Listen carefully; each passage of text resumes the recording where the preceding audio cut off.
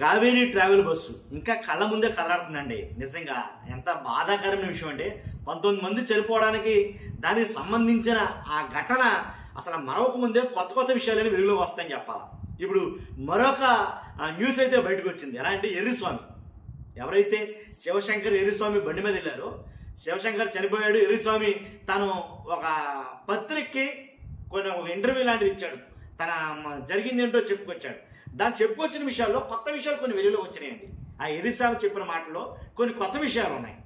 అసలు ఎలా జరిగింది, ఎలా వెళ్ళారు, ఎలా ఫైర్ అయ్యింది బస్సు, అసలు వాళ్ళని గుద్దిన బస్సు ఏంటి, అసలు వాళ్ళని గుద్దిందా లేదా, ఇవన్నీ కూడా చెప్పుకొచ్చారు. ఫస్ట్ అయితే కనుక లైక్ చేసి చెప్తారు. లైక్ చేస్తే నాకు మోటివేషన్ కూడా ఉంది, ఎక్కువ మందికి ఇన్ఫర్మేషన్ షేర్ అవుతుంది. అంటే వాస్తవాలన్నీ ప్రజల్లోకి వెళ్తాయి మీరు లైక్ చేయడం ద్వారా. కొత్తగా మన ఛానల్ చూస్తే పక్కాగా సబ్స్క్రైబ్ చేయండి. మీ అమూల్యమైన అభిప్రాయాన్ని కామెంట్ రూపంలో తెలియజేయండి. కాబట్టి ఇంతకీ ఫస్ట్ చెప్పాల్సింది ఏంటంటే, బెల్ట్ షాప్లో మందు కొనలేదంట. మొత్తానికి ఎలాగైతే ఎర్రిస్వామి చెప్పాడు, అదే చెప్పాడా తర్వాత విషయం. ఎర్రిస్వామి అయితే చెప్పింది ఏంటంటే, బెల్ట్ షాపుల్లో మందు కొనలేదట. ఒక పత్రికకి తను ఇంటర్వ్యూ ఇస్తూ చెప్పిన మాటలు అనమాట, తను మాట్లాడిన మాటలు. ఎవరంటే కనుక శివశంకర్ ఎర్రిస్వామి, వీళ్ళిద్దరు ఫ్రెండ్సే. కాబట్టి ఈ ఎర్రిస్వామి అనే ఈయన ఏంటి హైదరాబాదులో ఒక ప్రైవేట్గా చెత్త ఏదైతే సేకరిస్తారో ఆ కాంట్రాక్టర్ దగ్గర డ్రైవర్గా పనిచేస్తాడు. ఇతను పెళ్లి నిమిత్తం ఇక్కడికి రావడం జరిగింది. ఎక్కడికి పెద్ద టేకూరు, వాళ్ళ సొంత గ్రామమైన పెద్ద టేకూరు పెళ్లికి వెళ్ళడం కోసం అయితే ఇక్కడికి వచ్చాడు. వచ్చిన తర్వాత వచ్చిన తను ఏంటి శివశంకర్ అలాగే ఎర్రిస్వామి కలిసి ఆ రాత్రి అంటే ప్రయాణం అవ్వాలి యాక్చువల్గాను. అయితే ప్రయాణం అవ్వక ముందే 2 క్వార్టర్లు ఒకసారి మందు అయితే తాగడం జరిగింది. అది రేణుకా ఎల్లమ్మ వైన్ షాప్లో తీసుకున్న మందు. అది 2 క్వార్టర్లు ఒకసారి అంటే 4 క్వార్టర్లు తాగేశారు.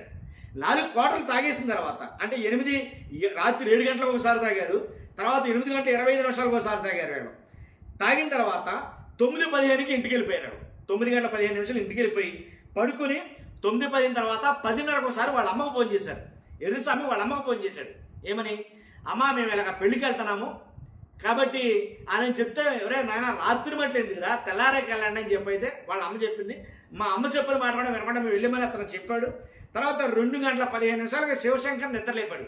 రే లేకరా పెళ్లికి వెళ్ళాలన్నావు కదా, లేగు ఉన్నాడు అని చెప్పేసి. కాబట్టి వెళ్తూ మార్గ మధ్యంలో 300 రూపాయలు పెట్రోల్ కొట్టించుకున్నారు. అక్కడ వాళ్ళు చేసిన హల్చల్ అంతా చూశారు. ఎర్రిస్వామి చెప్తుంది ఏంటంటే, శివశంకర్ గట్టిగా కేకలేసాడు, పెట్రోల్ బొక్కులు ఎవరు లేకపోతే కొంచెం బూతులు తిట్టాడు. తిట్టిన తర్వాత వాళ్ళు వచ్చి పెట్రోల్ కొట్టారు. పెట్రోల్ కొట్టిన తర్వాత డోన్లో దింపేయమంటే కనుక డోన్ కాదు కర్నూలులో దింపుతానని అన్నాడు. కానీ మేము వెళ్ళే మార్గ మధ్యంలో ఆల్రెడీ ఫుల్ అయిపోయాం మేము. నా బండి హెడ్ లైట్ పనిచేయట్లేదు, ఇండికేషన్ ఏదైతే ఉందో, ఇండికేటర్ లైట్ బల్బ్ ఏదైతే ఉందో దాని మీద వెళ్ళిపోతున్నారంట వాళ్ళు. అప్పటి వరకు వర్షం లేదు, కానీ కొంచెం లెక్క వెళ్ళిన తర్వాత వర్షం మొదలైంది. హెడ్ లైట్ లేదు, లైటింగ్ లేకుండా వెళ్ళిపోతున్నారు వాళ్ళు. వెళ్ళిపోతున్నప్పుడు వెళ్ళి ఒక డివైడర్ని గుర్తేశారు. ఒక డివైడర్ని గుర్తు ఉంటాడే ఏంటి, ఇతనేమో గడ్లో పడ్డాడు ఎర్రిస్వామి, ఇతనేమో డివైడర్ తగిలేసింది ఇతని తల, ఎవరో శివశంకర్ తల. అయ్యి గడ్లో పడ్డ ఎర్రిస్వామి లేచి వచ్చి శివశంకర్ని ఒకసారి కదిపినా, అలాగే పిలిచినా సరే పలకడంలా, కదిపినా సరే కదలడంలా. అయ్యి ఏంటో సరిగా అబ్జర్వ్ చేస్తే ఏంటి తల నుంచి రక్తం కారుతుందంట.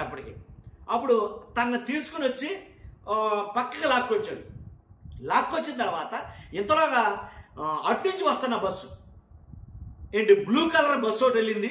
ఆ బ్లూ కలర్ బస్సే బండిని గుద్దింది అని చెప్తున్నాడు. బండిని గుద్దిన తర్వాత ఆ బస్సు వెళ్ళిపోయిన తర్వాత అప్పుడు కావేరీ బస్సు ఏదైతే ఉందో ఆ బస్సు వచ్చింది, బస్సు బండితో సహా ఈడ్చుకెళ్ళిపోయింది అనేది అతను చెప్తున్నాడు. ఆ రకంగా మంటలు చెలరేగాయి, నేను చూస్తాను కానీ నా కళ్ళు ఎదుటే మొత్తం బస్సు అంతా తగలబడిపోయింది అని చెప్తున్నాడు. అంటే ఇంటికాడ కూర్చున్నటువంటి ఎర్రిస్వామి, ఇంటికి వచ్చిన ఎర్రిస్వామి, హైదరాబాద్ నుంచి ఇంటికి వచ్చిన ఎర్రిస్వామి తన ఫ్రెండ్ తాపీ మేస్త్రైన శివశంకర్కి ఫోన్ చేసి రమ్మని చెప్పి పిలిస్తే వచ్చాడు. అక్కడికి వచ్చిన తర్వాత ఇద్దరు మంచి మాట్లాడుకుని ఇద్దరు కలిపి మందేయడం జరిగింది. మందేసిన తర్వాత ప్రయాణం చేయడం జరిగింది. ఆ ప్రయాణ మార్గ మధ్యలో డివైడర్ను కొట్టడం జరిగింది. డివైడర్ను కొట్టిన తర్వాత ఏంటి శివశంకర్ చనిపోయాడని గ్రహించుకున్న ఎర్రిస్వామి తన పక్క తీసుకెళ్ళిన తర్వాత ఒక బ్లూ కలర్ బస్సు వచ్చింది. బ్లూ కలర్ బస్సు ఏమో ఆల్రెడీ బండిని గుద్దితే మళ్ళా బండి పక్కకి వెళ్ళిపోయింది. తర్వాత ఇంకో బస్సు దాని వెనకాల కావేరీ బస్సు వచ్చింది. ఆ కావేరీ బస్సు కిందకి వెళ్ళిపోయింది బండి. అది కొద్ది లెక్కెళ్ళిన తర్వాత ఫైర్ అయింది, తగలబడిపోయింది. ఇది ఎర్రిస్వామి చెప్పిన విషయం.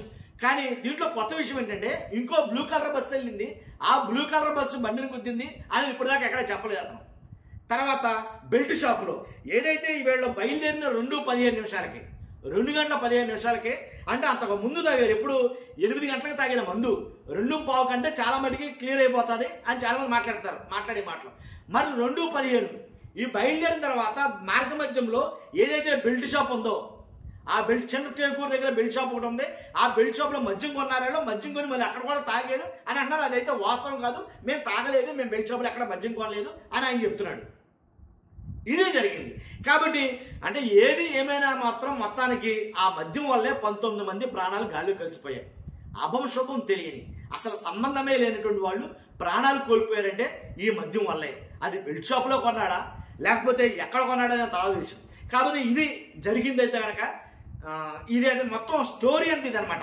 ఫస్ట్ అయితే కనుక మీరు లైక్ చేయండి, కొత్తగా మన ఛానల్స్ పక్కాగా సబ్స్క్రైబ్ చేయండి, మీ అమూల్యమైన అభిప్రాయం ఈ వీడియో మీద కామెంట్ రూపంలో తెలియజేయండి. Thank you very much.